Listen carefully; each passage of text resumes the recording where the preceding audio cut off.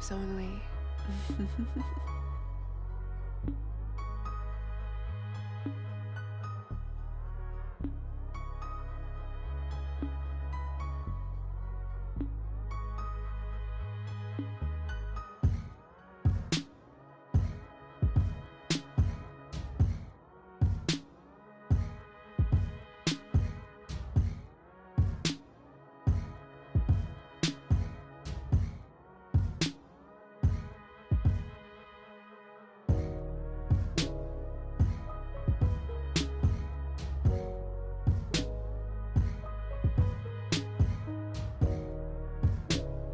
God vibes only.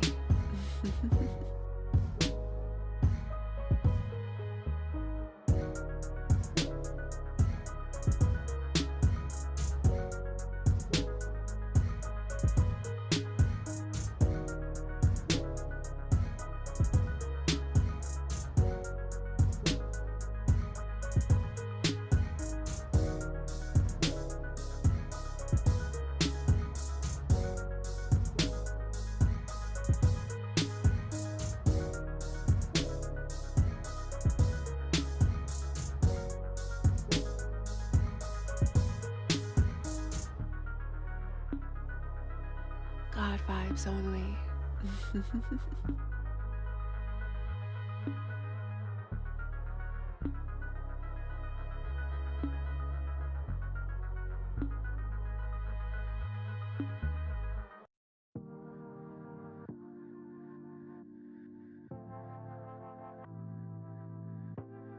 God vibes only.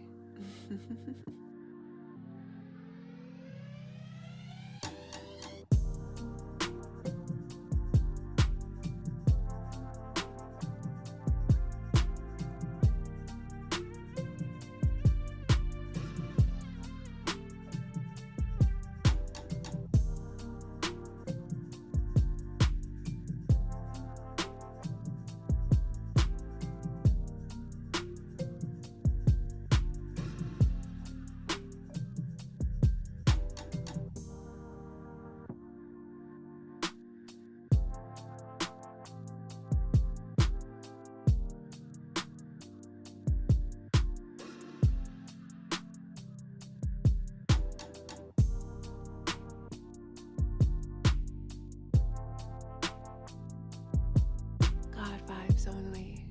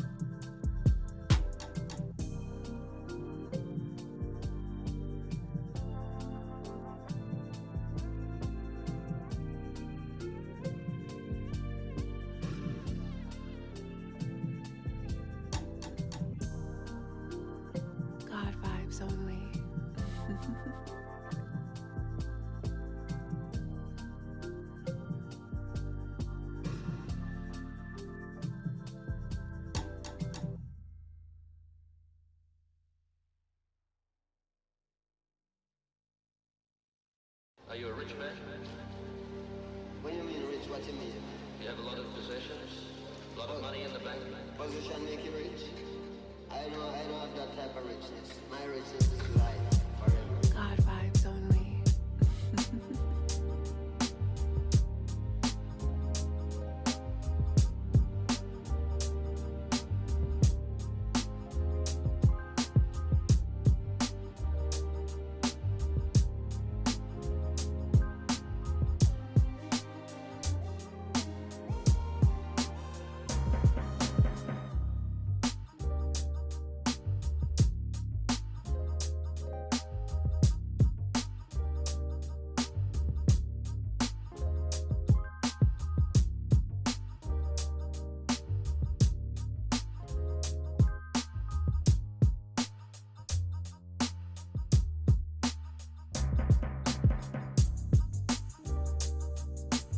God vibes only.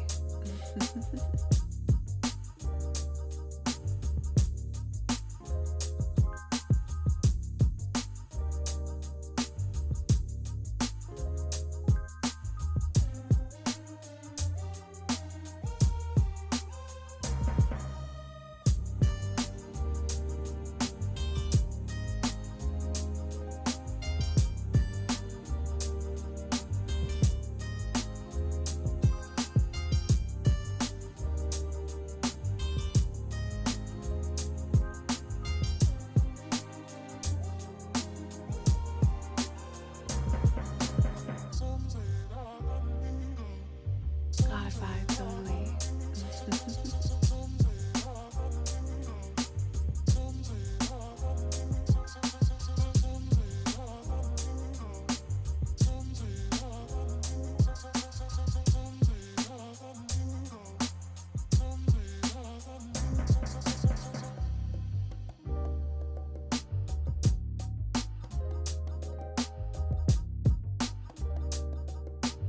God vibes only.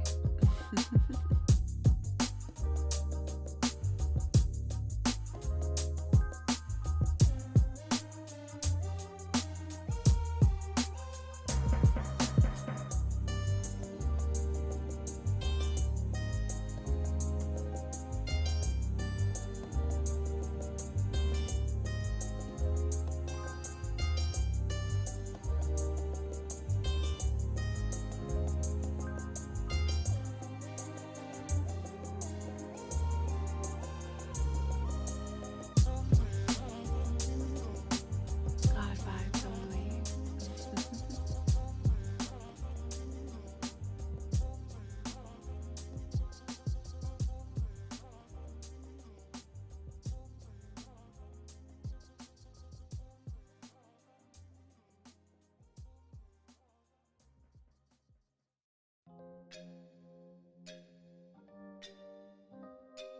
God vibes only.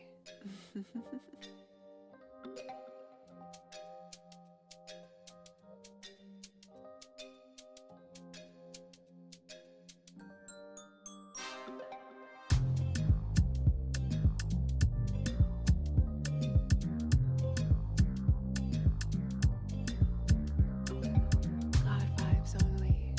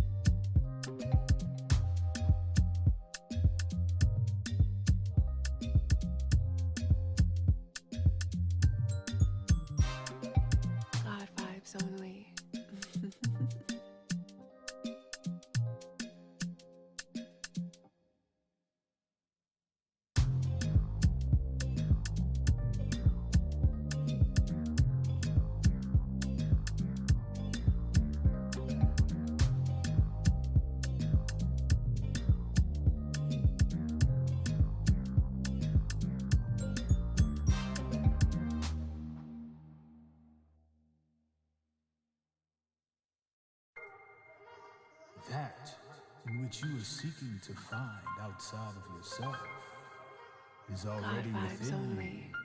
you, as above, so below.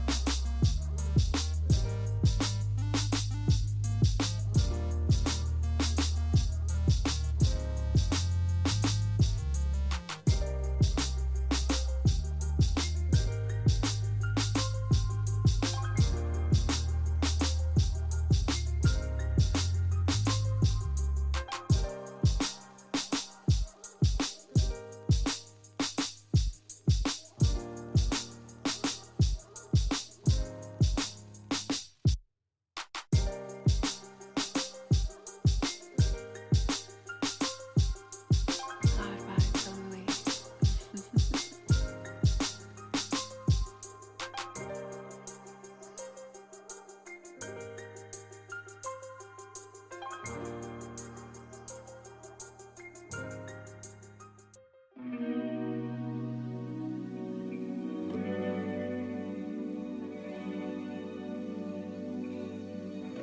Go vibes. Thank you for tuning in to the Push It Forward Podcast Network. I'm your humble executive producer, Harut, and this is the Cosmic Convos podcast. On Cosmic Convos, Brother Ra and myself gets into how to utilize sidereal astrology as a powerful organizing tool for your life. Whether you're talking about starting a family, getting married, raising children, starting a business, going into a new career, what career you need to choose, and a whole host of other topics relevant to everyone's life. All right. Make sure you check us out on Patreon, where we release exclusive content to all of our patrons, and you get the opportunity to directly interact with us and ask questions and even help us determine the shows that we cover on our weekly podcast. All right. Thank you for tuning in and enjoy.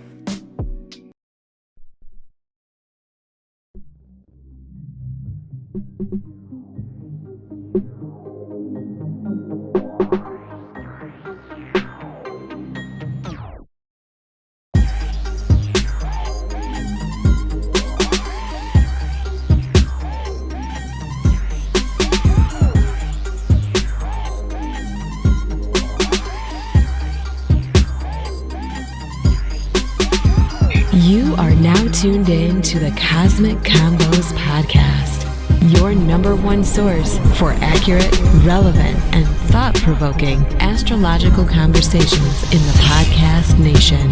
The place where stars and minds align.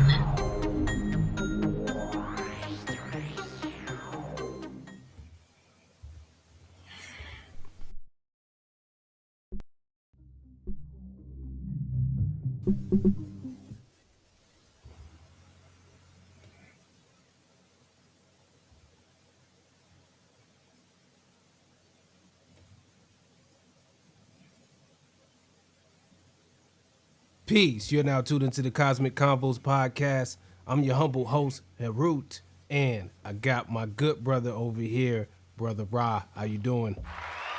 I've been living and learning and applying. How about yourself, man? Hey, man, I'm doing the same thing over here, man. Like I always say, man, I'm trying to get you like, trying to get like you, my good brother. Don't let him fool y'all, right? He's just as good. Just as man, good, definitely. If you say so, man. If you say so. It's in the stars, brother. It's in the stars. You know it. All right, I gotta catch it. I gotta catch that star, man. Indeed. But before we get too far with Remind you all, make sure you like and subscribe to this channel, and make sure you hit that notification bell so you can know when we are live or whatnot, dropping new videos and stuff like that. And if you want to connect with us, you can find us on Instagram at Cosmic Convo. That's COSMICCONVO on Instagram.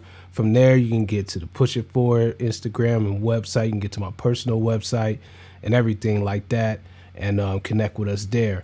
Brother Rob, how can the people get a hold of you? Yeah, you can definitely hit me up at colorpushastrology.com, or you can hit me up via IG or Facebook at Shekhem Ra, and you can also get a hold of me at colorpushastrology@gmail.com. Indeed, indeed, indeed. And, this episode is brought to you by Push It Forward Media Group, Kalapusha Astrology, and our good people over there on Patreon. Big up to y'all. Shout out to y'all. Big up to the patrons or whatnot. If you're interested in some of our exclusive content and being able to have another hand in the work that we do and stuff like that, be able to help create some of the shows and have input and different things like that, you definitely want to join that Patreon. Also, this show is brought to you by Zencastr. Now, Zencastr is an amazing tool to be able to remotely record high quality audio and build your podcast with people across the world or even across the country. That's how Brother Ra and myself got started or whatnot. In the description, you will see a promo code to Zencastr. It's an excellent platform. Basically, the way how it works is it independently records each vocal from each host, and then when you're done, it uploads it, and then it automatically puts it together as well or whatnot. So definitely shout out to Zencastr. Excellent promo, excellent platform. You get 30% off with our coupon code that we provide below. So definitely tune into that. All right, so here we are, season 5, episode 18. This is episode 118 overall. We almost done with this season or whatnot, right? But before we jump into today's episode, we have some interesting news today based on our last episode on good old Johnny Depp and Amber Heard or whatnot. It turns out that, we looked at the astrology. The astrology, confirmed it. I don't know why it keeps doing this. Give me 1 second, folks. That Mercury's playing games with the squad right now. So we trying to get right. Give me 1 second. Yes, sir. All right.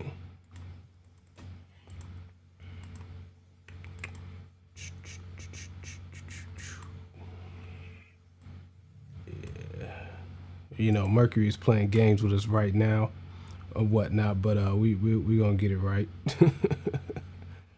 Or whatnot, but good old Johnny Depp and Amber Heard or whatnot, and we made some predictions. We live streamed with the summarizing arguments this past Friday. That was a new experience. That was pretty cool, right there or whatnot. But we made a prediction that good old Johnny looks like he's going to be able to come out on top and be able to restore his career, and it looks like that's what actually happened on the ground. What do you think about that verdict, Ra?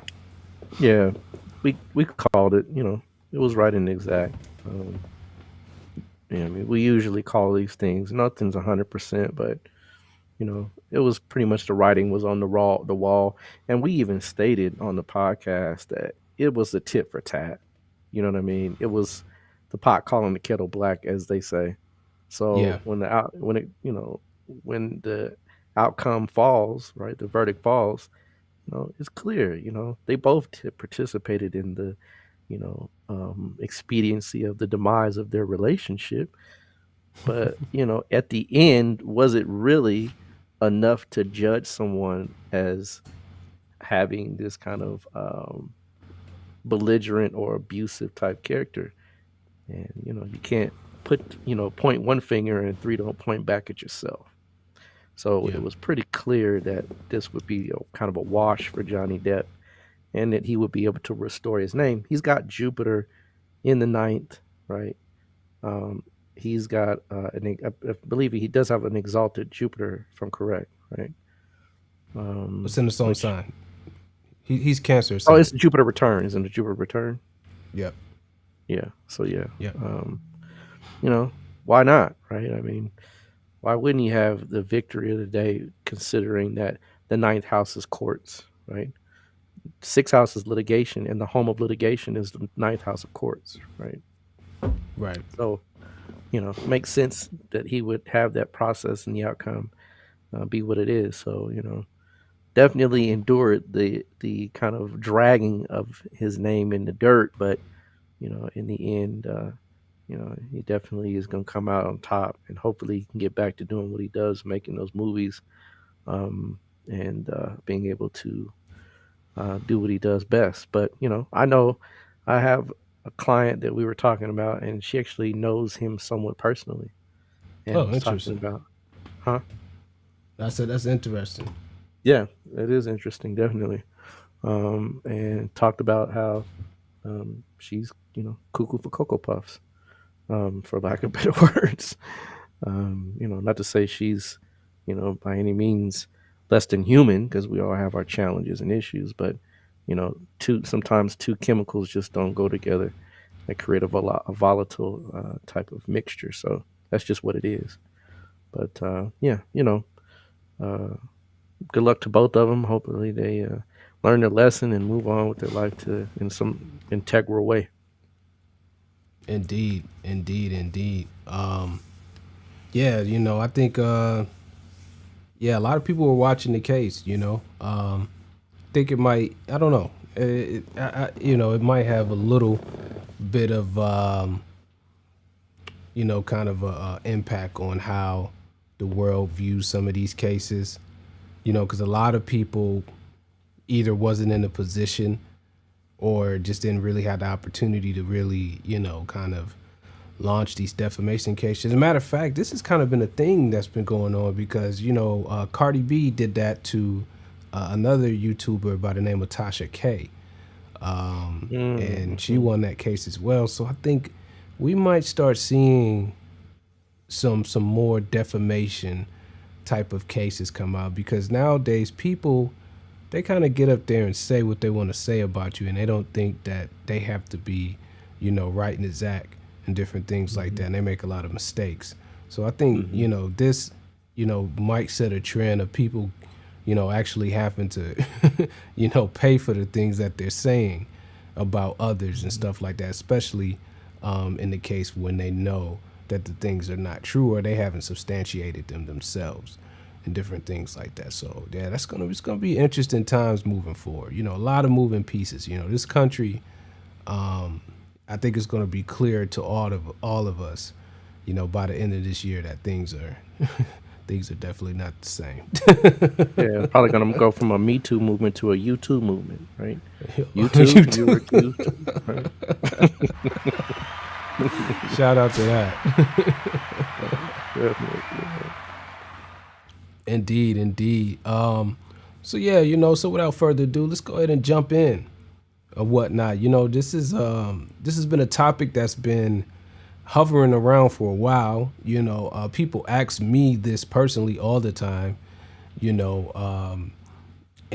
we get this question on Patreon and different things like that. But it's a general, kind of statement out there, especially in the realm of astrology. They're like, people want to know, like, hey man, all right, so what's the purpose of knowing my chart if I can't do anything about it anyway, right? If this is what it is, then what's the purpose? Right? Do I have any say in any of this?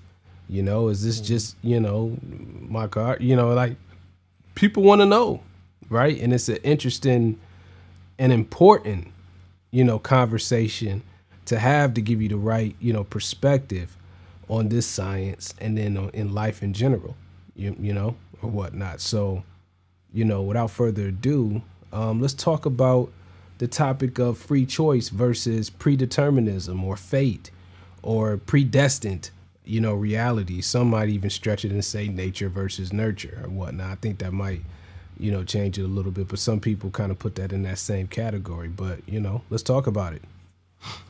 Yeah, let's do that. So, this is old. This is the oldest question in the book. What comes first, the chicken or the egg type syndrome.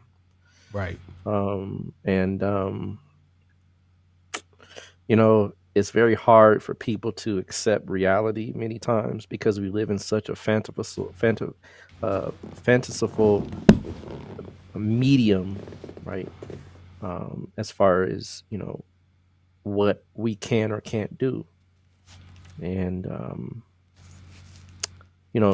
in ancient times it was less of a conversation, right?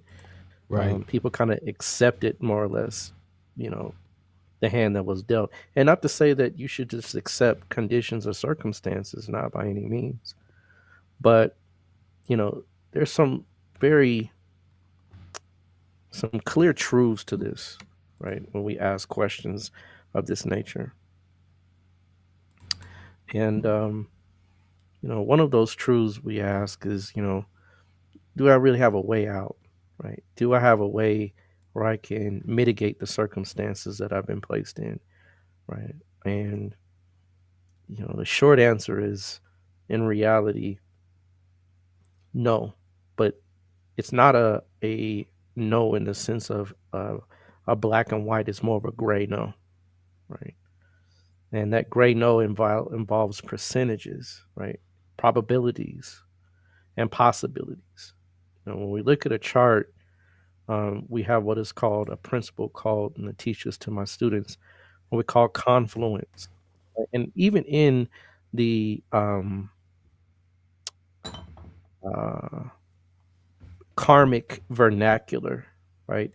They even kind of talk about levels of karma. It's not just all blanketed, right? Where it's just every single thing that you do is completely, locked in.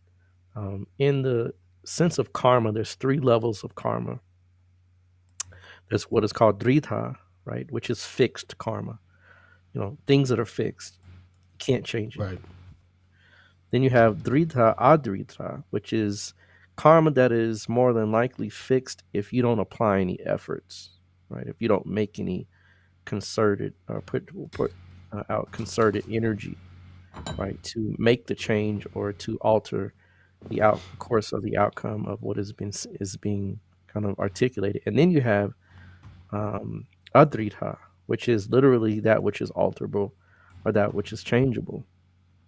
When we see what is called confluence, when there's just a repetitious of factors that point to the same outcome in multiple charts and transits and dashas and things of that nature, right? Then it's fixed karma, right? There's certain things that you have to deal with, right? I mean, we can go down the line, and when I start asking questions, it makes sense very quickly, right? Number one, first and foremost, right? And this notion that we choose our life before we're born, you know, choice, when we talk about choice from the soul perspective, is different from choice from the person perspective, right? You have to ask yourself, did a being choose to be born with atrophied limbs or a congenital disease or a abusive home? Is that something you chose? Right? More than Right. likely not. And we have to stop just going with the cliche-ish terms that people put out. You chose this. You didn't really choose it per se, right? There's a Maybe default accept it. mechanism that's at work. You know what I mean? There's a Maybe you mechanism. accepted it. Yeah. There's a mechanism at work, and our ancestors said it best. Did you? Will you die the second death? Right? And it's a whole concept that basically boils down to, if you lived your life in accordance with destiny and left in a manner in which you were, I don't even want to say the word evolved, but advanced, then you don't die the second death, right? By not dying the second death, then you are able to place yourself into circumstances that are fundamentally better, or at least you can pick up where you leave off. But that's already predetermined, that's preset. If you do die the second death, you're wiped clean, right? You have to learn certain concepts and lessons, and that you have to, I don't want to say repeat, but you have to get it. You have to do it until you get it, right? And Right.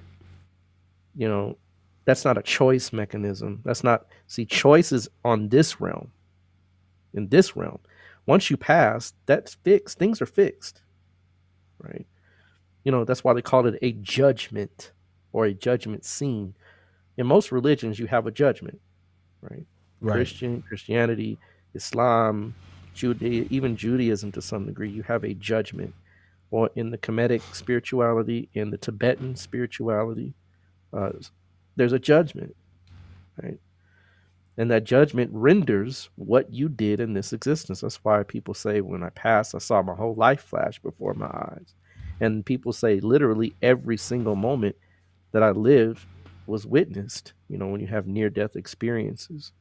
So, you know, you got to consider, right?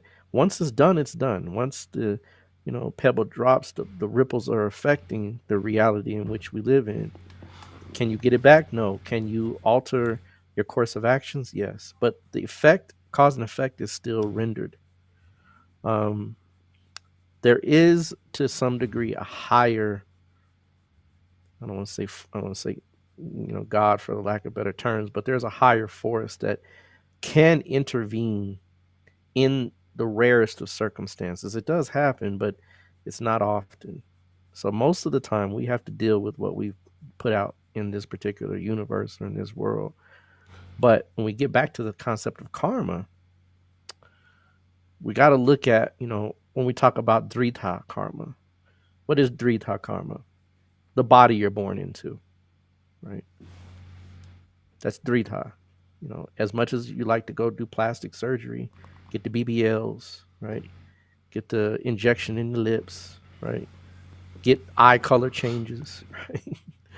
You know, you name it, right? People are adjusting it if they possibly can, right?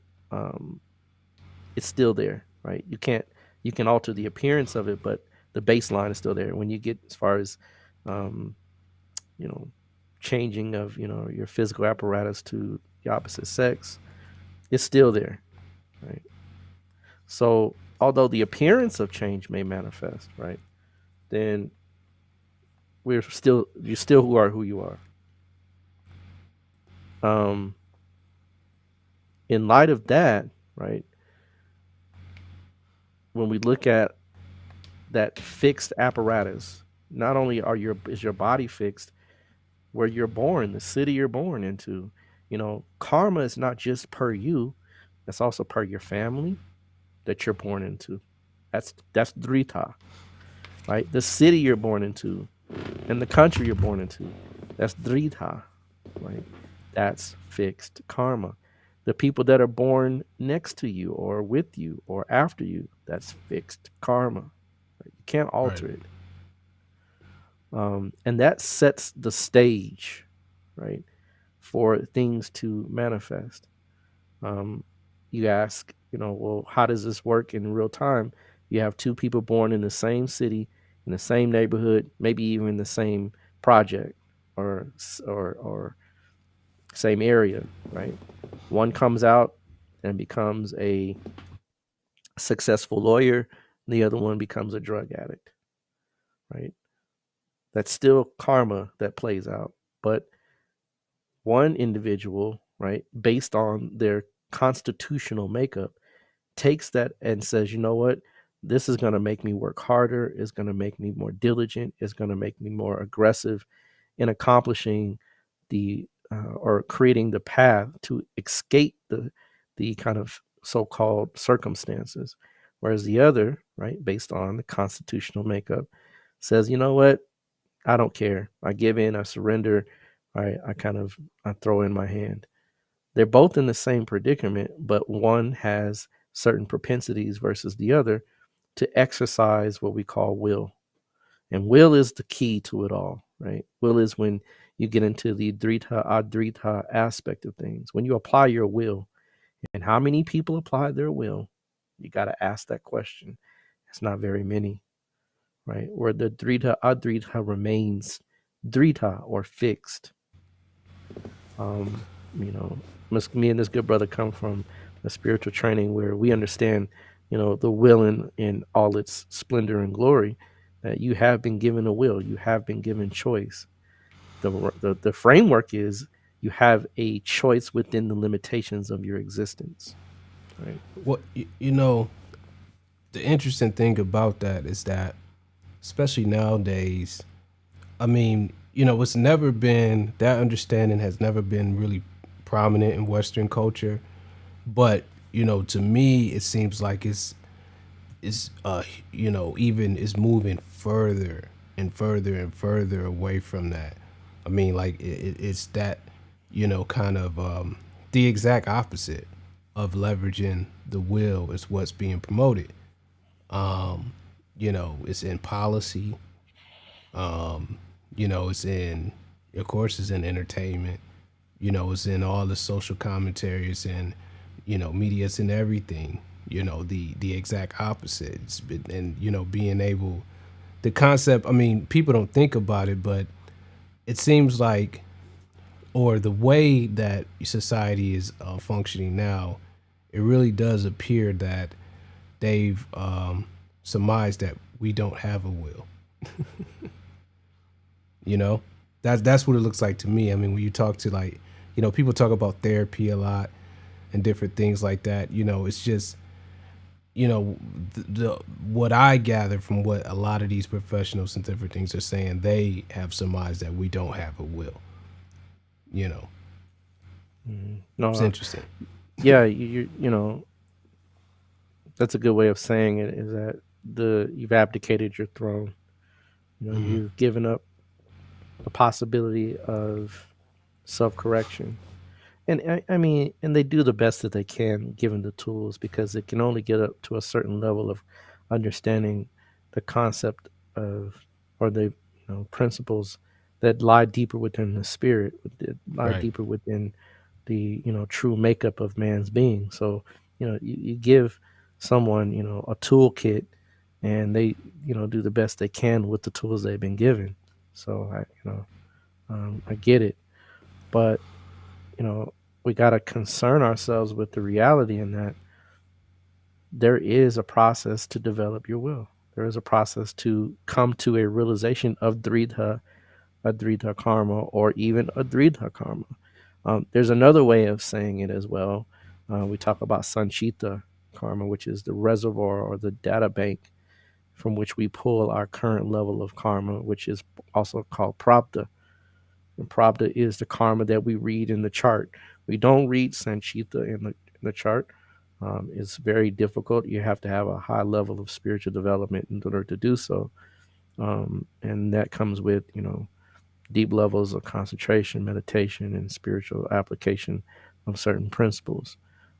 Without that, we're reading prabda. Prabda is the life that you've been given. And then there's another term called kriyaman, or kriyamana karma, where you have the ability to set up new aspects, or new kind of print pieces of karma that can be played out. You have the ability to set things into a different motion. So, you know, even within that concept, pravda is pravda. You're going to live out this life to the creeds that has been dictated to you. And I just ask questions to play with people's minds to see if they really understand, you know, how it works. You know, if you have a person that's from, you know, let's say a 42-year-old person from Indonesia that's born in Indonesia, and they come to America and they want to become president of the United States, there's karma that can't be, there's things that can't be broken or changed, because the momentum of that previous set of what we call parameters has already been, you can't change it. You can't alter it. It's just, it's there for a reason. So you're saying that, you know, they lied. You can't be whatever you want to be. No, no, not even close, right? And you know, you know, the way it works is the supreme being works through time, right? Right. The supreme being creates solar systems within a matter of billions of years. If the supreme being has to work through time, then guess what? You, as the miniature version of that entity, has to work through the same construct, which is time. I mean, people say time is not real. Absolutely, it's real. It's just all time is the process from when something is initiated to the completion of what has been intended. That's all time is, and it's the measurement of that process. But Right. it is very real, right? That's why they talk about a big bang, right? Because there is a beginning to this whole process. Um, and in that, right, you have to work within the constructs of time. So let's say if I want to be the next Mozart, right? Mozart had to take time, right? And time is also tied into the opposite side of itself, which is space, right? Right. So he had to be in a certain space and a certain time to effectuate becoming Mozart, right? And he had to do certain things repetitiously over time, consistently over time, right? Never deviating from it over time to yield the fruits of his karma. So if I want to be the next LeBron, right? I mean, I just wake up today, hey, you know what? I'm in my 40s. I think I want to do the LeBron thing, right? I'm gonna do that, right? Oh, time has already been effectuated to create a cause, or the cause has already been created to create the effect, right? Probably gonna So run no, out I'm of not gonna time. be LeBron, right? I You're gonna don't run out think of this time. brother's gonna be LeBron, right? Nah. So you see what I'm saying? Time and Right. space has to be presented, and that is what that's what the drita aspect is. Now, let's say I want to go back to school to become a lawyer. It's possible, right? Possible and probable are what? Two different things, aren't they? Right? It's possible. I have to go back to school for the next 10 years, right? Or not, let's say 10 because I already have a bachelor's, but let's say 6, right? Probably about 3. No, about 6 because you still have to go to law school. And after law school, you still have to go through your intern, right? Well, yeah, Uh, you do. to get to the end result, I'm saying, of being a quote unquote lawyer, right? Mm-hmm. Take the bar exam. Who knows if I'm going to pass, right? Right. And that kind of thing. So is it possible? Sure, right? But possible and probable aren't always hand in sync, right? Right. Is it probable?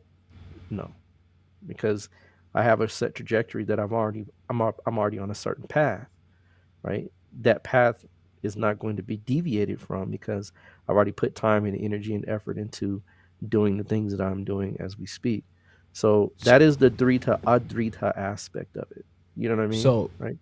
indeed. So let's kind of I don't know, go down a little bit more on that probable concept. And then in regards to like astrology, right? Because a couple of those reaction videos, right, that I did or whatnot, and there's more to come for sure. Definitely go check those out. It seems like in science, right, a lot of scientists, because they know that there's not the majority of the population are not in STEM fields and stuff like that, so they try to get away with things, would say things like, well, if you can't, predict this to exact precision, then it's not a science, right?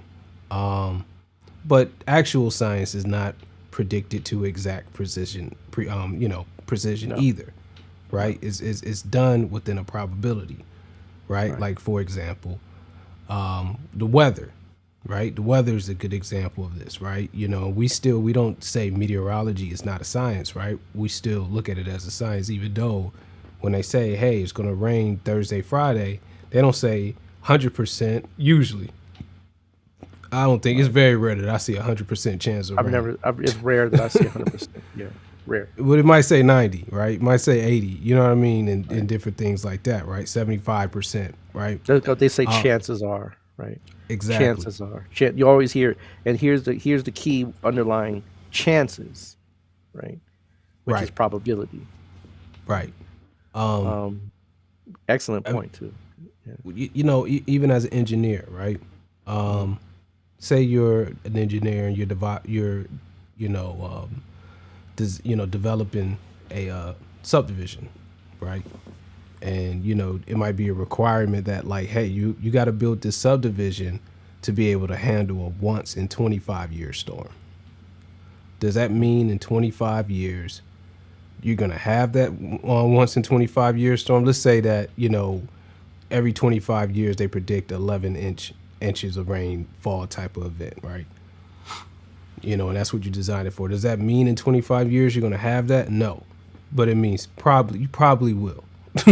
You understand? And this subdivision needs to be able to handle a rainstorm that can handle at least that 11 inches that is predicted to fall once at every 25 years.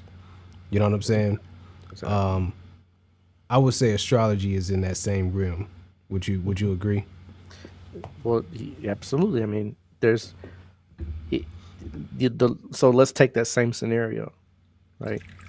In 25 years, you may not get that 11-inch rainfall, but you increase the years, the probability increases, doesn't it?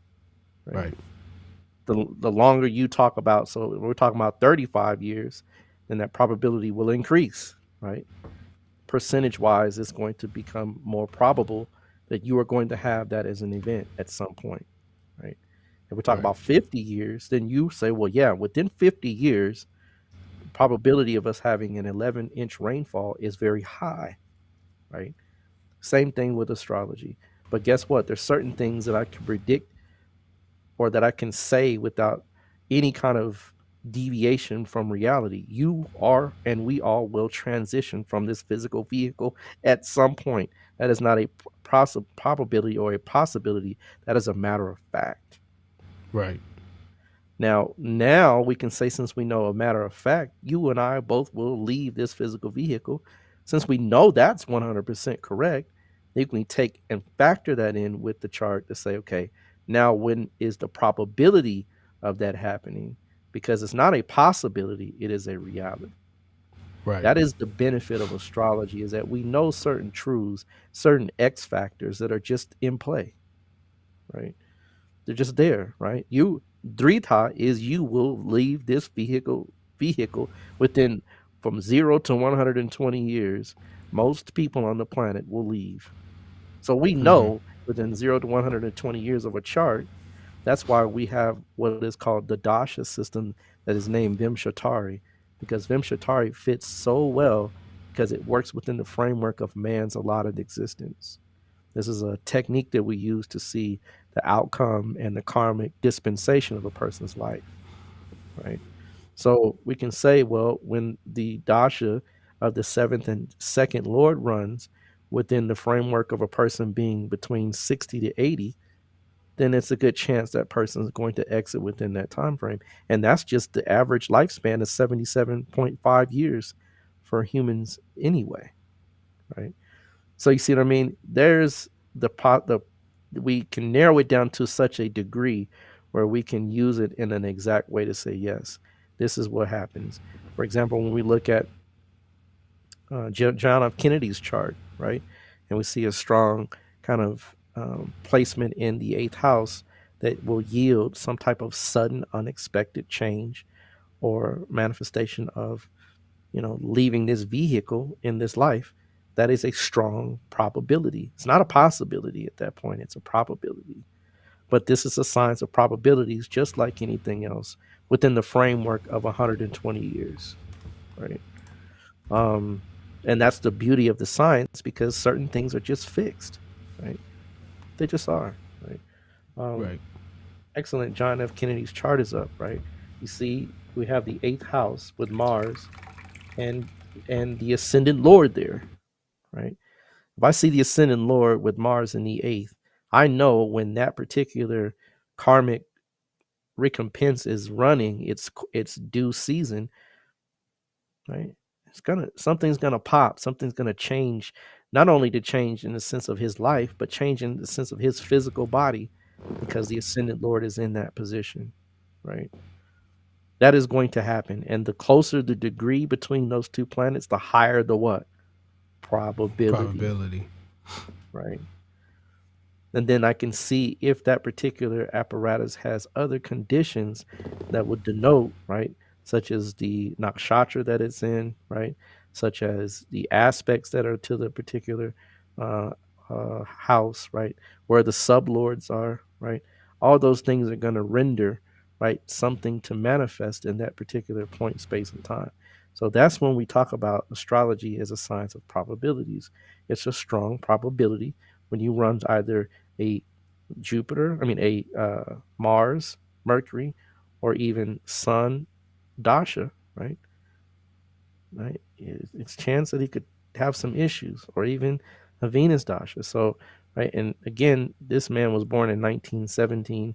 Right, we're already at 100 years when we talk about 2020, right? Beyond 100 years. So if you go back, you can go and see, and there's other ways that we see it, right? As far as the dashas are concerned, to show that this person is due, right, some unfortunate mishap to transform his life, right, in a major, unexpected way. Of course, transits play into this whole effect. So this is when we talk about it's a science of probabilities, right? Is it is it an exact science? No science is an exact science, right? No science is 100% foolproof, right? Because there are variables that are always unseen, right? There are always things that you and I just can't see, for the lack of better words, because it's not meant for you to see, right? And that's where people, this is not an apple dropping from a tree, right? This is a set of variables that happens to play out in a given period of time. So, for example, the weather, right? It's a high chance of rain, right? But I've seen things that have altered the weather, right, to where it may drizzle, right? You may get a little drop, but then the clouds clear and things move on, and they'll say, well, you know, we had a high pressure that occurred near such and such and such, and that moved the jet stream this way. So, you see what I mean? This is kind of how it works. Whereas in life, right, if a person, let's say, for example, deals with someone that has a high level of knowledge with regards to astrology or divination, and let's say John F. Kennedy had access to that knowledge, right? That's a variable. Now, is it probable? No. But is it possible? Yes. Or was it possible? Yes. So you have to take all these things into consideration. But for the most part, most people in this life, in this existence, don't run into people like myself, or run into diviners, or have access to these tools. But that happens, right? I have a client that comes to me and says, "Hey, Shekhem Ra, I'd like to get married. Is this person going to be a part of the path that I'm in, and that will they facilitate a positive and outcome where we grow together and we advance?" It's a simple yes or no, right? But that yes or no has a range and a percentage, right? Nothing is perfect. Nothing in this particular physical world that we live in is 100% fail proof. So I could say, yes, this person is definitely supremely compatible, but there's things within that compatibility that both of you will have to enact in order to be able to still maintain a viable and healthy relationship. And so if that they don't exact those things, right, then guess what? Right? Doesn't matter how great the charts are, if the person doesn't exact certain patterns of behavior, you can be married to a saint or a sage, right? You're going to still have certain issues that come about where the sage will say, you know what, peace be unto you, right? Right? Because it's a matter of you developing your will and developing yourself. And even within that construct, they say the higher or more spiritually developed you are, the better off you are in dealing with relationships, because a sage can deal with anything in as far as the outcome of interactions with other beings. So is it predetermined? Some of it, a lot of it is, right? Some of Right. it isn't, and some of it is amenable to changing. And when we talk about adritha, right? Adritha is, you know, you have been diagnosed with an illness, right? And it's in your chart that you can overcome the illness. You can change your diet. You can change your exercise regimen. You can change your sleep patterns. You can change your stress levels. You can change um, the means of acquiring um, energetic work, meaning qigong or acupuncture. Right, you can add vitamins, right, to your diet, right. Right. Those are things that are amenable. That's adritha, right?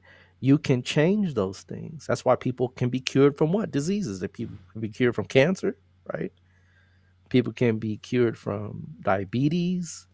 There's all kind of things that people change within the course of their life. Was it already set for them to get it?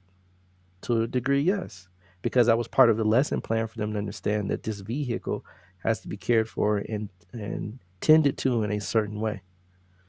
But again, right, adrita is when you have access to those things that can implement your will to a high degree to change the outcome of the game, right?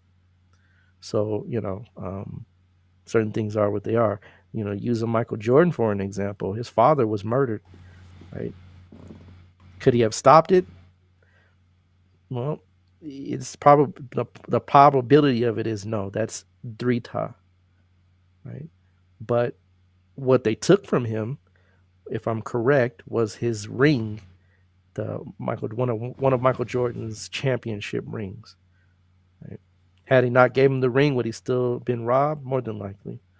But you know, what would have been the outcome? We don't know. But again, those are things that we look at to really understand the cause and effect of reality. If you wake up every day and you do something repetitiously, it's gonna yield a fruit, positive or negative. That's just a part of life. But what Right. that fruit is, that's where astrology can come in and see, right? We can see if it's an apple or orange, right? A pear, right? Cherries, whatever the fruit is, we can see it. But the process is that you still are doing something on a daily basis that will produce some kind of outcome in your life. Indeed. Yeah. It's almost like, you could look at somebody's chart and almost see if they have a propensity to domestic violence, right? Given it. I think, like, it doesn't mean necessarily that you're going to beat your wife, right? Mm-hmm. But the energy is there, right? So, it's not like, because some people, I hear people say, kind of maybe some kind of goofy things like, well, I mean, if it's in the chart and, XYZ, then, could I help it or whatnot? Mm-hmm. And I mean, in some cases, one could argue that point, but we all have, again, that will, you understand what I'm saying? To kind of bypass that or whatnot. And then there's, other things that we can do to help, us be able to override that. Maybe, when that, the synchronicity come together in that time period where it looks like you might be in some, heated exchanges at the house. Maybe, maybe you do the Johnny Depp thing and, you go and hide in the bathroom instead of, instead of knocking someone's into the next room or something like that, even though that's the thought might have came to your mind, but because you have the knowledge now of, hey, this is kind of, watch out for this. You understand what I'm Mm-hmm. saying? Mm-hmm. You can move accordingly or whatnot. What you think about that, Rob? Yeah, no, that's very correct. And the thing about it is that you don't have a free will. You have a Mm. will that allows you to be free. Right? That's two different things. Right? You have a will that allows you to be free, but the question is free from what? Right? Right. And that's where we, as priests and people that have foreknowledge of certain things can see, well, we can predict to a degree of about 80 to 90% accuracy within a person's given framework or chart. Right? The more they develop the will, the less the probability. Right? That's interesting. Right? The more you develop your will, that's why certain sages are very hard to read their chart. Um, when you read Dalai Lama's chart, it kind of is there, but then it's kind of like some things are just not like fall out in your lap easily to read. Certain things are just there because you're reading it, and some of the propensities are there, but there's some things that just can't be read because the person has developed their inner being to a high degree. So the higher you're developed, the less able we're able to necessarily predict. But even within that, we still can see the person is a high order being, right? You And can see that that they would be exposed to the teachings, the lifestyle, the culture, different things exactly. to That's take them still there. fixed, right? That's Yeah. fixed, right? But what's not fixed is the person's actions and behaviors once they inculcate certain practices and certain ways of life. And so, right, it becomes more difficult because that person's operating, you know, in a cosmological purview. There is a kind of way that things work within the context of reality. And reality is not just physical, right? You have a physical side and you have a, what we would call, for lack of better words, a metaphysical side or a causal side, right? This is the effect side. What we're here is the effect side. Right. The more you can get to the causal side, right, then the more you can effectuate change on this level. But even within that, that takes what? Time and space, right? It takes energy and effort, right? This is spiritual mathematics. And so when we talk about energy and effort, right? Energy that is funneled into a what we call matrix or a matrix, right? Using certain vibrations and means of spiritual techniques, right? Then you can effectuate a cause. But it takes time, and you're not going to be able to effectuate every single cause on this planet. There's the limitations of life. And so that's why we can read to a higher degree for people that don't go to the other side of that particular level of reality. They stay closer to this side of level of reality, right? But they stay literally in what you would call they they they only can reflect back what is being put out. That's what your That ka is, right? They call it in your in what is that movie? The Matrix, right? Your residual self image, your RSI, right? They only know that. They only know the level of their emotional right capacity. well That's it. that's why people think we that is only one life to live, you know? Mm-hmm. Because they can't, conceptualize a reality outside of what you can see, smell, sense, touch, Or you know what I taste. mean, hear, taste, you know what I mean? They The can't five senses. Sure. right, Sure. they can't see outside of that realm. I mean, back to the Matrix, that's what when Morpheus was walking, he was like, how do you define real? Can it's real what you can see you know what I mean? Start going down the whole line and stuff Right. like that. People watch the movie, but I mean, they didn't pull it out of thin air, man. No, the woman that created the actual original book that was written is called The Third Eye. Right. Right. That's what the Sophia original Stewart. book was by Shout out to her. yeah, big shout out. And, I can't remember the sister's name. Um, she's been on quite a few shows I've watched, and she had a lawsuit, got her She money, won. and she won, Yeah. right? But that doesn't change the fact she didn't make the movie, right? Right. Right. They made it their way, right? And in Right. fact, even the new Matrix is even. I mean, I'm not going to rate the movie. You can let you do that for yourself. But from my standard or point of view, it didn't reflect the depth of the previous films. I think it kind But of it's just a quick aside because it was interesting. I think to me, because I'm a filmmaker, so I'm kind of I'm critique. looking at it a little differently.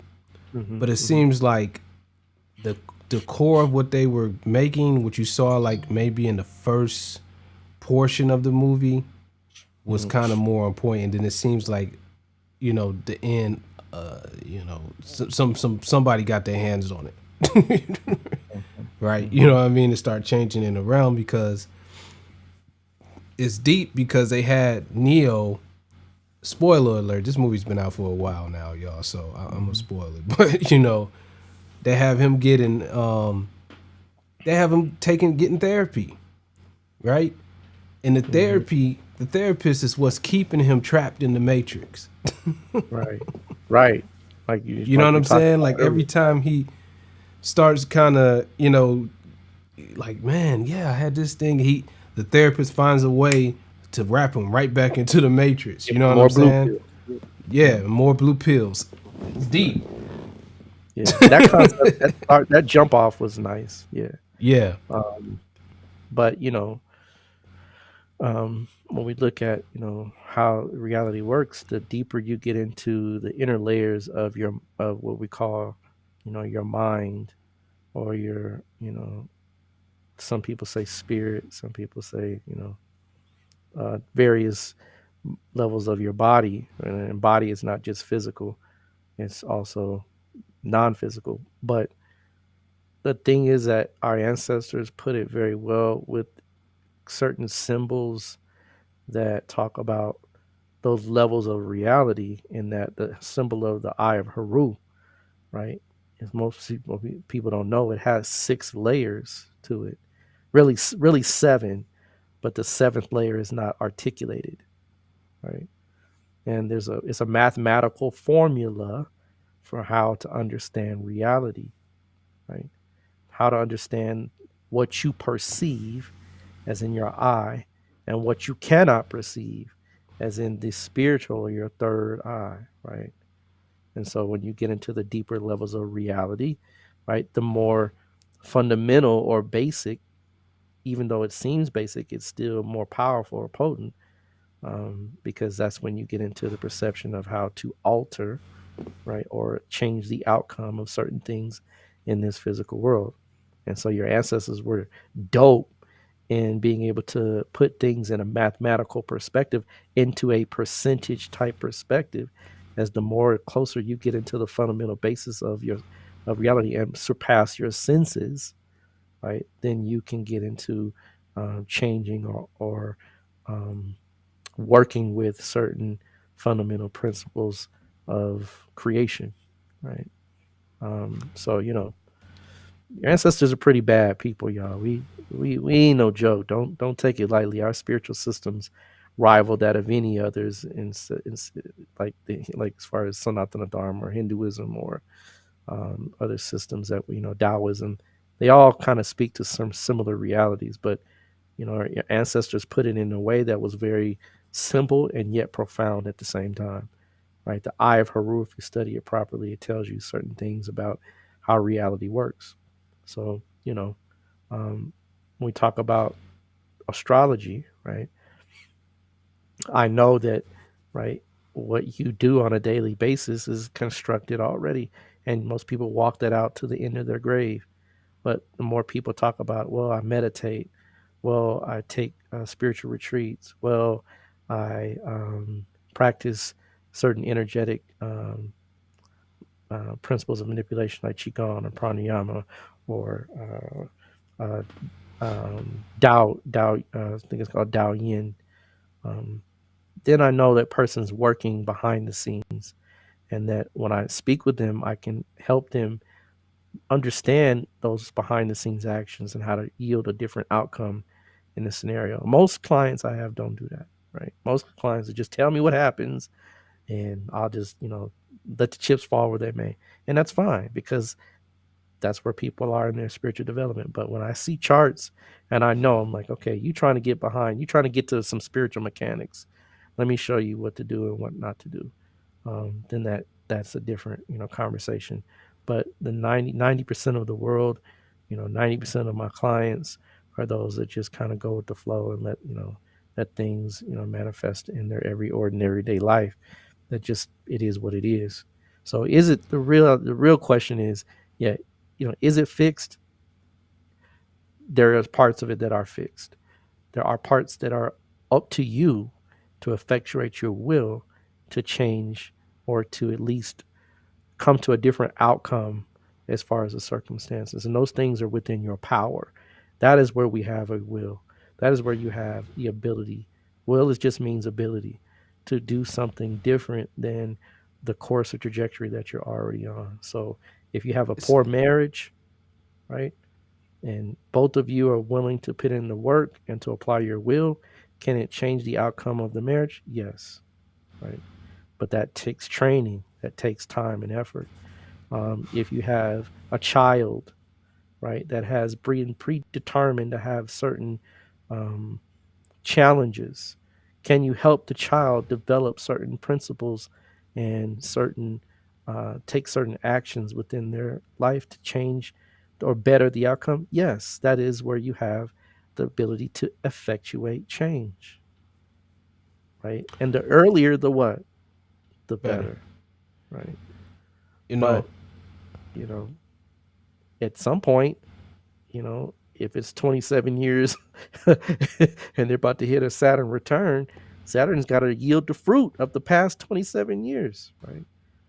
But the next 27 years can be that much more better because you now are behind the scenes. You're trying to, you know, push certain buttons and pull certain levers to, nudge, right, the outcome and of the person's life. So this is the benefit of astrology, is that time is never on your side, but you can get on the side of time right. to hopefully, determine, different choices and different parameters in your life.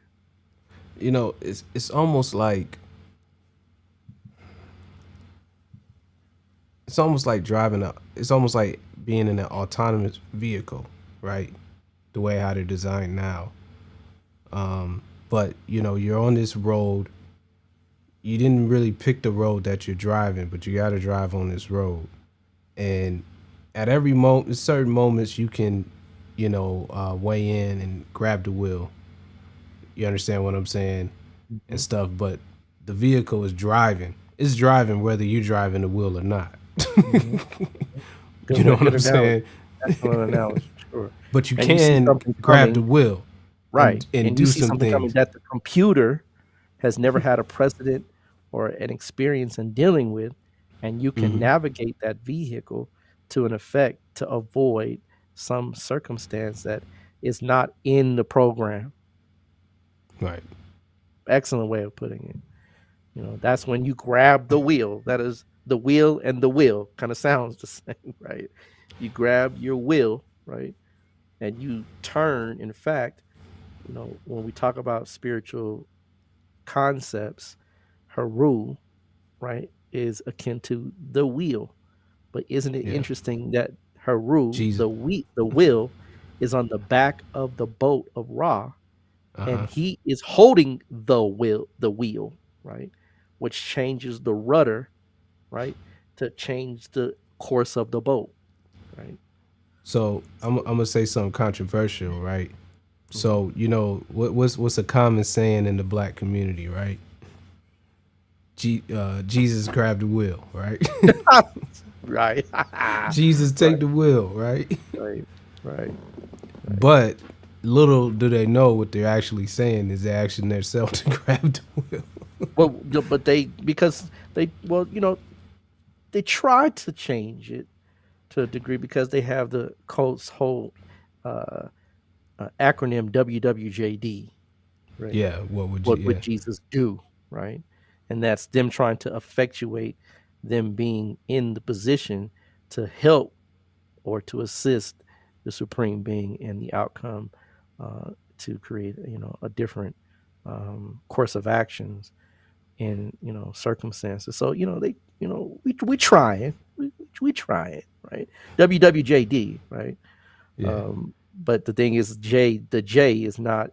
is usually outside of you, right? Right. Instead of you being the J, right? Yeah, it's deep. I mean, when you approach it from that perspective and you look at it, it's like almost, a lot of times what you find in a lot of ancient teachings, or not ancient teachings, but like modern teachings and how they come about, is people's attempt to simplify things for the populace, right?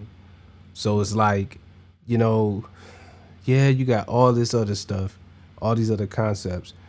You know what? Let's just make them focus on this. And then somewhere along the line, that focus on this gets, watered down. It gets, changed in a way to where now people don't really have the full, understanding of what it was. But when I read the Bible and those different teachings, it's like an attempt to, the New Testament especially is an attempt to make people focus on that one principle. You understand what I'm saying? And that's it. Don't worry about all this other stuff. Somebody at some point had the wise idea that, you know what, that's all they need. You understand what I'm saying? They don't need to worry about this, don't worry about that. If they worry about that and focus on that, I think the grand total people would be okay. But of course that it didn't quite work out that way.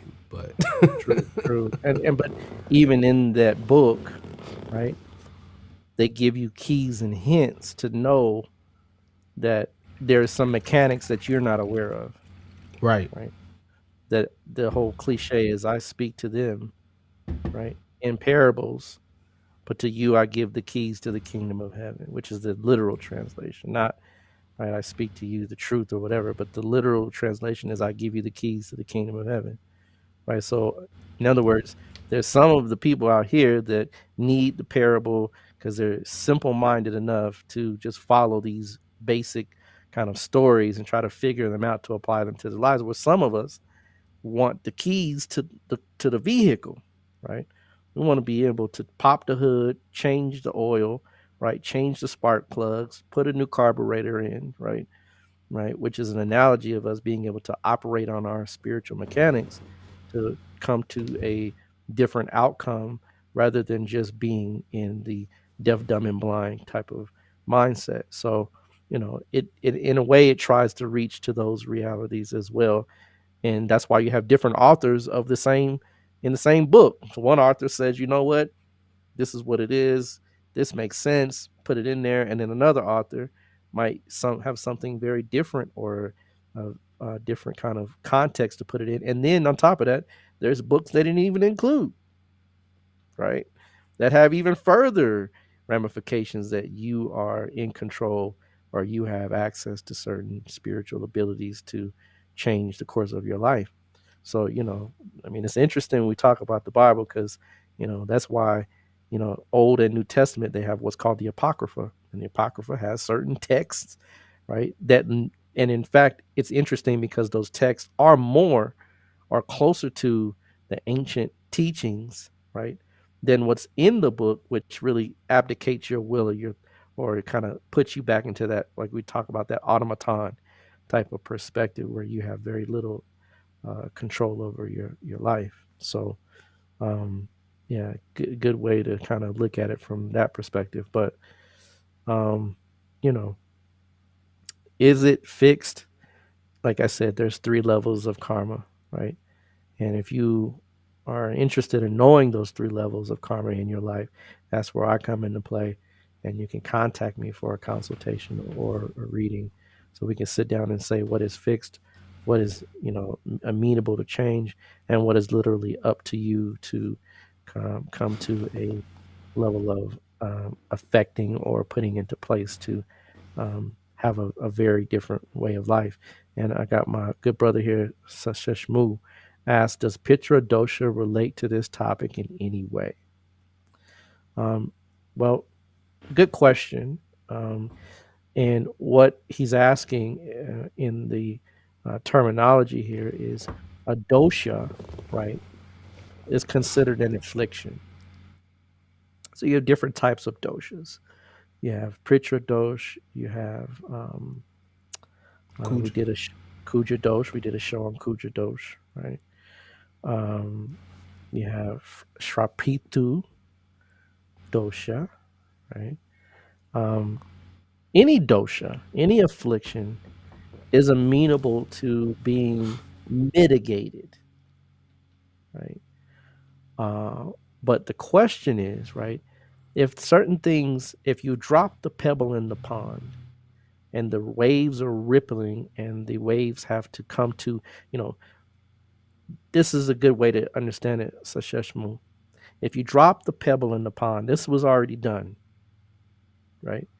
You drop the pebble, the waves are rippling, but you don't continue to throw more pebbles in the pond, right?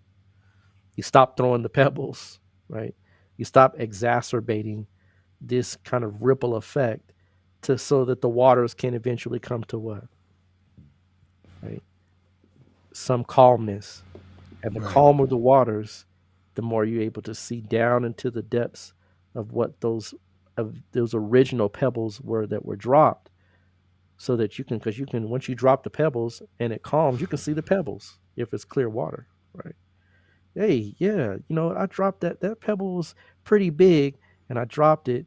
Why did I drop it? Why did I do that? Why did I respond in that way? Why did I react?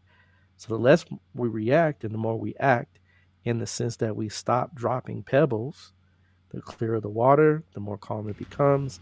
Henceforth, the ability to counter or to offset what has already been predetermined. And so, yes, Pitra dosha does follow in that way, but again, you have to look at the person's overall chart to understand uh, how little or how much range we have in stopping the pebbles, right? If there's a strong propensity where it repeats itself in various levels of the spirit, right? And we can see into levels of your spirit, which are called Vargas. We can see into different areas because each house is kind of like an area of your spiritual makeup, and we can see within those charts deeper within those levels of makeup, your makeup, to say, you know what, in the D20, right, that Pitra Dosh is strongly perpetuated. In the D60 is even stronger perpetuated. So in the inner recesses of a person's spirit or mind, that he's very much hurt, that person's frustrated, and they're gonna carry that with them to the grave. So that the possibility of them changing that picture dosha is not likely. Versus they may have effectuated it, but now that person's life is, in a spiritual sense, more apropos to take notice, to reflect, to measure, and to respond in a way that they stop blaming or stop acting in a way that fundamentally can stop or re um, to nudge, right, the karma in a way that they can at least help themselves overcome that affliction, if that makes sense to you, right? So, a good question, definitely a good question. And all doshas are that way. Kuja dosha is the same way, right? You have a propensity to act out in marriage, right? That you can ruin marriages with the slightest of ease, right? Right. It just you on your eighth marriage, right? And you're wondering, well, it must be them, right? No, right. Part of it is you, right? You know, can you change that to a degree? Yes, right. You can start to work on your spiritual, you know, um, exercises and begin to reflect what was the kind of atmosphere that set up things so that I acted out in a way to curse my husband out, to grab my wife by her collar and say you're gonna do what I tell you to do, right? Or to what I mean, something in your early childhood or early life was something that was there so that you acted out in a certain way, so you repeat the behavior. You can change it, but it takes again a concerted effort and concerted will, right? Without that, you're going to repeat the process, right? And most people, it takes, to effectuate your will. Let's just say, given a 30-day process, there's something called Ebbinghaus learning curve, right? You should study it to understand how things work to some degree. Ebbinghaus says it takes what? 21 days to what? Change a Change habit or create a habit. the habit, right? Well, that's to some degree true. But the longer the habit has been done or effectuated, the longer or more times you have to repeat that 21-day process to come to that change. Right. Right. So if you've been drinking for 10 years, 21 days is not gonna do it. Right? You've been drinking for 10 years straight. You're considered that's when I talk about change. Can you change from being an alcoholic? Sure you can, right? That's under your control, right? If you have a propensity in your DNA to drink, right? That's part of that drita fixed karma. You see what I mean? That's Yeah. not drita, right? You can change it, but it's going to take changing the space, the time, right? The people, all those things in your life to come out on the other side to where, you know, you're not bothered by the smell of beer. Wine can be in your face and you don't touch it, right? That's under your control, right? It's gonna But take gong. what wasn't under your control is your parents were alcoholics. Right. Right. That's not under your control, right? That's something you're born into. So that's why it's a good conversation is to have this, right? So that you can see the ranges that we have here. You're born into a family of addicts, right? That you but the real head scratcher is why were you born into a family of addicts, right? What put you there, right? What attracted you to them to come to them through them as a vehicle because there is something that you match or have an affinity with in their makeup to help you overcome your own set of parameters and issues so that you can break the chain or break the cycle, not only for them, for yourself, but for them as well. So, It's gonna take gong fu. it's going to take a lot of food, right? Gong fu. Yeah. Yeah, you know what I mean? It might take some shin. There's different levels. You have qigong, but you also have shin gong too, right? Yeah. It's I'm gonna just take talking some about the it's gonna take literal. some shin The gong to effectuate yeah. the qigong, right? To change Yeah. the course of outcome. For those of y'all who don't know, really, kung fu or kung fu is just really working hard at something, discipline something over a period of time. It's Right. not the actual martial arts, even though martial arts can fall in that category. That's not what kung fu means Gong or means work. whatnot. Yeah. Yeah, Gong just means work. Right? So when indeed. you say qigong, we're working on our what? Qi. Chi. Right? But when we talk about shin gong, and most people don't know about shin gong, right? Shin gong is when you're working on your shin. And the shin is akin to that principle that we call will, right? That's where your will is effectuated from, is the shin aspect of the spirit, not just the chi aspect. But they go together, right? Because then you even have jing gong. And jing gong is where you should really start in the first place, right? To get your hormones right, to get your physiological apparatuses right, to get the fire lit again, right? Once you get your fire lit, then you can work on some chi. And then you get to working on that chi, then you get into the shin aspect of it. So there's levels to these bezels, right? But that's spiritual work. That's spiritual processes. People say, well, that's Chinese. It's not in Kemet. It's in Kemet, right? It's just called something different. Right? Right. That's not in India. It's in India. It's just something different. Right? Right. They're all there. All spiritual traditions behind the scenes. Once you become an initiate, they're all pretty They're the much the same. Yeah. Just have different terms for the same stuff, right? And that's where people get crossed with certain traditions that say, well, you shouldn't be dealing with Chinese stuff because you're not Chinese. And look, that's the silliest thing in the world. The body works the same no matter if you're Chinese, if you're African, if you're European, right? We all have similar makeups that allow us to do and effectuate certain things, right? So, the work is the work, and that's where people shy away from it, because once we start talking about working on certain levels of your reality, it is hard, right?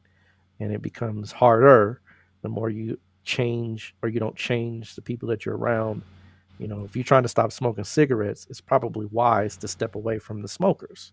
You don't go outside to sit with the smokers, right? If you're trying to stop smoking, right? If you're trying to stop drinking, you don't go to the bar, right? You have to change those environments and change your lifestyle so that you can separate from it long enough so that you can build up your spirit and use your will to create a new pattern of behavior over 21 times 12 times 3, right? Then you can say, yep, I'm 3 years sober. Yep, I'm 6 years sober. Yep, you know what I mean? That's how it works. But nonetheless, you were born into circumstances so that you could work out that karma and so that you could work out those challenges within your being. Indeed, indeed, indeed. Big ups to that.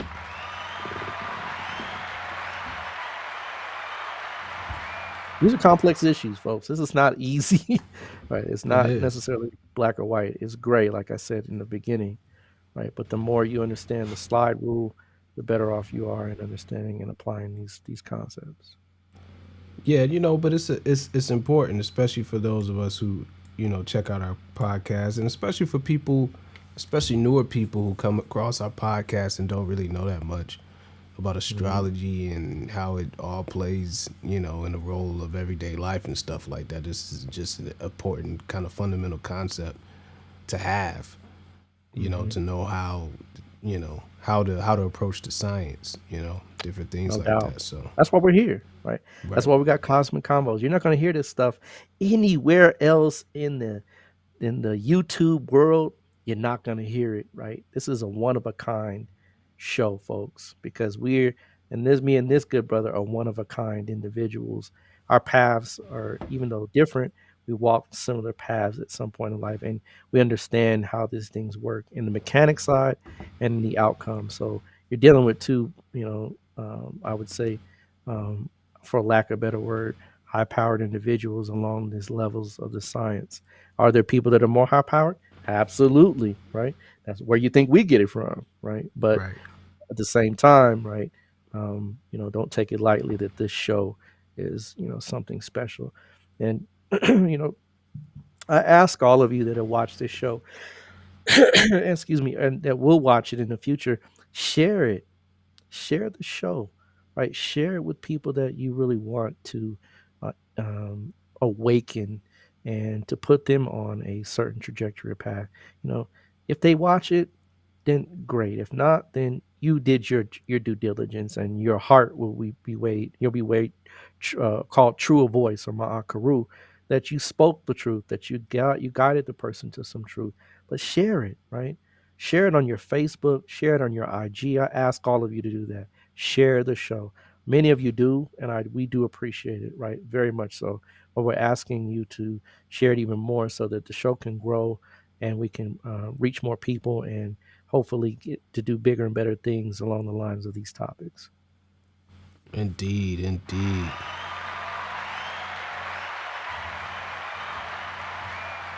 And to that point, make sure that you like and subscribe to this channel and hit that notification bell to get notified when we go live or whatnot. And this has been episode 18 of season 5, as episode 118 overall. Big up to that. I want to thank you all for tuning in to this live or whatnot. Definitely hit the playback, and remember that we're still, on all of the audio platforms, Spotify, where you can actually watch the video as well. So definitely big ups to that. We're on iHeart, we're on Apple Podcasts, we're on Stitcher, we're on Pandora. And man, we're on a whole bunch of other platforms that I don't even know how they get on there, but they're on there. So definitely check us out there or whatnot. But again, thank you all for tuning in, and we'll be back next week with another great episode, and we have other content coming out through the week and everything as well. So definitely stay tuned. All right. So we're out. Peace. Peace.